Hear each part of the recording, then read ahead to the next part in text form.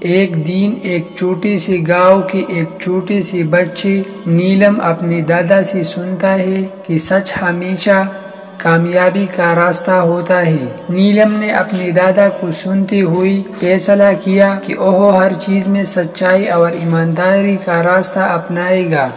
ایک دن اس نے ایک سونے کا چاندی کا کڑا پایا اور سوچا کہ اسی لوگوں کو بتا کر پیسے کمائے گا، لیکن جب اس نے جانا کہ اس کا دوست راجو بھی ایک ہیرے کا گہرا پانی ڈھونڈنے کے لیے کوشش کر رہا ہے، تو اس نے فیصلہ کیا کہ اسے سچائی سے ہیرے کو دوسرے دوست راجو کے ساتھ بانٹنا چاہیے۔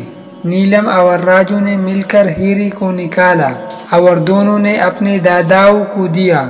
انہوں نے سچائی اور دوستی کا پیغام دیا کہ ہر کام میں ایمانداری سے کام کرنا چاہیے۔